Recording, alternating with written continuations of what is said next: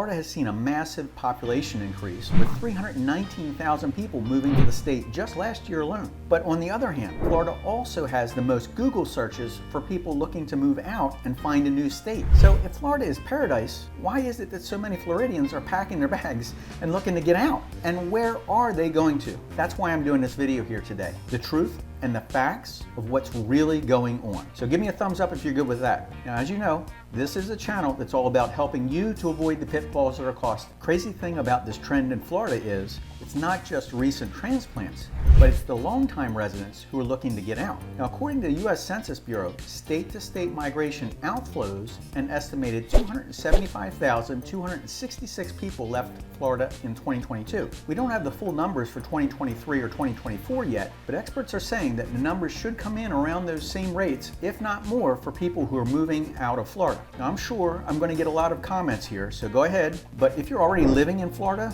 and many of you have written me and you've shared your comments and your concerns, and the numbers of troubling comments on my recent video, that was crazy. And that's the reason I want to share all 11 Florida issues here on this list. So here they are in descending order. Number 11, tourists, traffic, and the testing. Now, things have gotten a little crazy in Florida, and the state has seen some major surge of congestion. There's a pretty good chance you're going to get stuck in traffic all the time. And it's not just the number of accidents, the wrecks, and the heavy traffic blockages and road closures at all hours of the day. That goes along with all sorts of crazy driving, jumbled with super slow moving vehicles creeping along.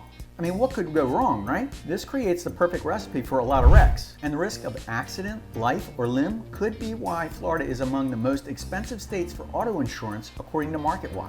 It could bring out the road rage in you. And standing in ridiculously long lines at the store, everywhere, it's a common event every day. Now, in 1973, Florida had a population of 3 million people in the entire state. But today, it's over 22 million. Florida has changed a lot. Now try getting an appointment in a doctor's office. Many of you have written me and you told me that this is the perfect storm considering the number of retirees, the age of the population, and they're all congregated into one area, which has put a major strain on both access and the quality of service that's received. Now, many get stuck on waiting lists trying to get an appointment just to see a doctor. Not everyone's happy with Florida, while others are just getting more than a little testy, which leads us to number 10. Wildlife, alligators, snakes, and bugs, oh my. Now, Florida is not just all sunshine, lush green golf courses, and palm trees swaying in the breeze. That's the stuff they show you on the cover of glossy brochures. The human population aren't the only ones that love the warm weather in Florida. The fact is, over 31% of Florida is wetlands and swamps. So if you miscalculated, this is the perfect breeding ground for all sorts of critters and wildlife. One lady told me she bought a brand new construction home, but after moving in, she found a large snake in her backyard. Okay, she thought that was a random thing. Then she found out the mosquito population in her house were large enough to carry away small children. Now, I laughed when she told me this, but she didn't think it was too funny. Of course, the rainy, humid, muggy weather is perfect environment for termites. One client who moved out of state told us his termite bill was $2,500, and he had enough of that. But you can also expect palmetto bugs, flying cockroaches, silverfish, and ants. So be prepared for regular visits and sprays from the pest exterminator, who could be your next best friend. And I'm sure you've seen some of the alligator stories in the news. And the reason they make headlines so often could be that they live in all 67 counties of Florida, with a healthy, stable population of about 1.3 million alligators throughout the state. But alligators aren't the only ones flapping their jaws. Number 9, politics. Now, I know I stepped on somebody's toes here with number 9. Just saying that word politics in a sentence, right? So go ahead, make yourself feel better. Go ahead, put it in the comments. But in recent years, Florida politics has been getting a lot of people really worked up. Florida politics is affecting people on 3 levels. Those who are red, those who are blue, and those who are sick and tired of hearing anything about politics. Talking about stirring up a storm, number 8, hurricanes, tropical storms, and crazy lightning strikes. Florida hurricanes is nothing new. You've seen it in the news. It happens. And Florida is the number 1 hurricane state in the nation. So take a look at this chart. For example, South Carolina has 75% fewer hurricanes than Florida, which makes a huge difference on your actual cost of living and living a relaxed lifestyle. The problem for many Florida homeowners is the sky-high insurance rates, and it only keeps increasing year after year with no cap to this. But it's not just the damage that they do, but it's the living through constant hurricane season. It's tiresome. The hurricane evacuations, the packing up, the long lines of traffic as everyone escapes, the gas prices, if you find gas, and finding a place of lodging that's far enough out of harm's way where the rest of the crowd is not going, traveling with pets, with family and supplies. Then you wait for the government to say, come on back, only to do it all again and get back in traffic with everyone else who's headed back. Then you deal with the power outages, the trees down, the drinking water, the cleanup, the repairs. And just remember, not all hurricanes tear the roofs off of places. If it does happen, you can end up fighting with the insurance companies. And you know why? Because they don't want to pay. Dealing with unscrupulous workers as you fix the stuff, that sounds like fun entertainment, right? A lot of retirees spend a year or two in Florida and they're just fed up with all the hurricane hassle and are leaving the state. Number 7, high insurance increases. Well, here's the facts. Florida accounts for 79% of all insurance lawsuits filed. Yet the rest of the entire United States makes up only the other 21%. Why is this? Well, last year alone, Florida's hurricane season ended with 14 named tropical systems, including 8 hurricanes, with 3 major hurricanes, Ian, Nicole, and Fiona, which brought extensive damage throughout the entire state of Florida. Not just coastal Florida, all of Florida. Now, this may not be what you want to hear, but it is the truth. Now, this is a warning about how ugly and regularly occurring these events have gotten. And this is really happening, as you can see here with your own eyes. Let's talk about water.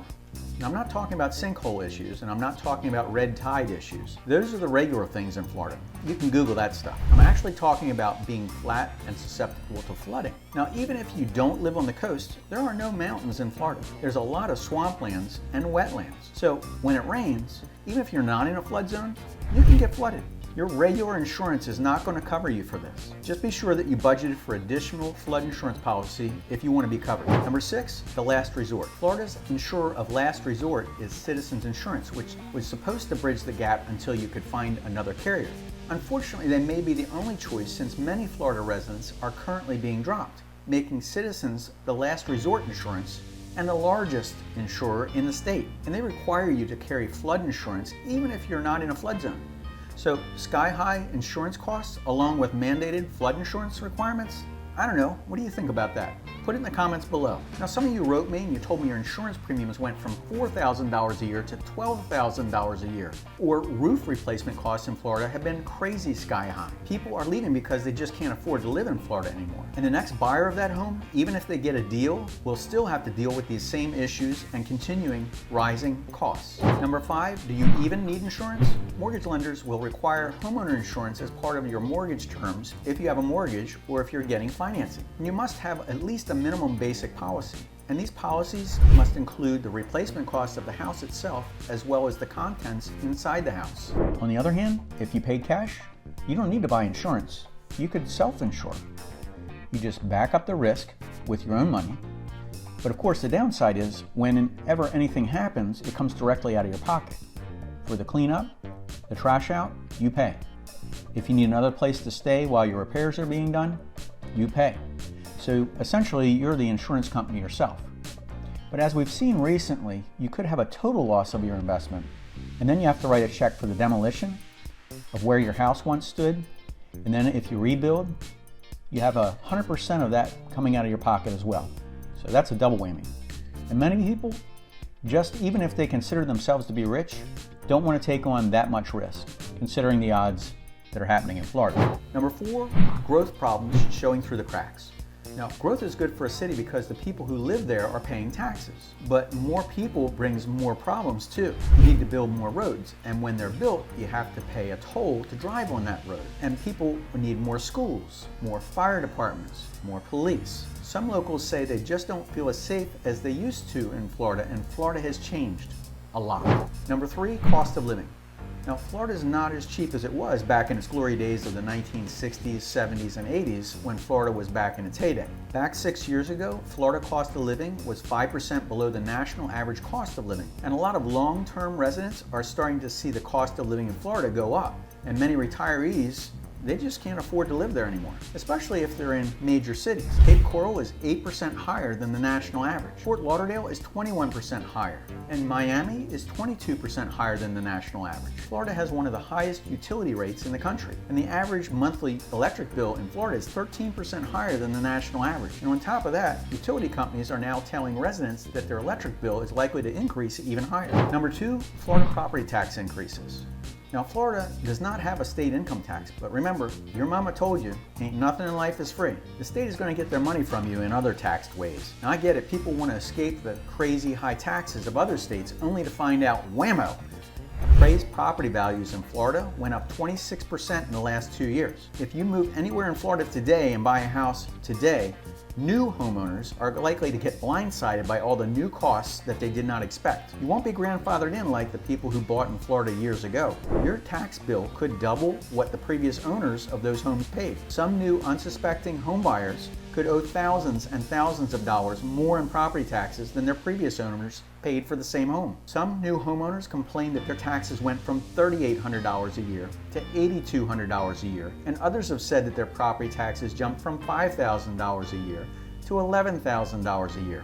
And we all don't need a crystal ball to know that property taxes and insurance don't go down. That's just one of the reasons why people are looking to move out of Florida, because it's gotten too expensive compared to some of the alternative states and areas. Number 1, heat. In case you don't know, summers can be brutally hot. Now, this is feedback from our clients who moved out of Florida, and they said they hated Florida summers because it was uncomfortably warm, very humid, and could take your breath away. They told us it totally saps their energy, and they also told us it's just too dang hot to exist. They knew it was going to be hot, but they underestimated exactly how hot it was going to be and the daily struggle of that. They said if you have to do anything outside, you need to do it before 9 a.m. Also, it's sunny and skin cancer rates are high in the Sunshine State. It's the highest rate in the nation for new melanoma cases. Many have told us that they had to move somewhere else that was still warm in the winter but moderate year-round. Now, if you're moving to Florida, I don't want to destroy your dreams. I just want you to know what's really going on. So go ahead and comment below and let me know what you're doing. So where are all these people moving? Now, South Carolina looks like the big winner, as well as Georgia, Texas, and Tennessee.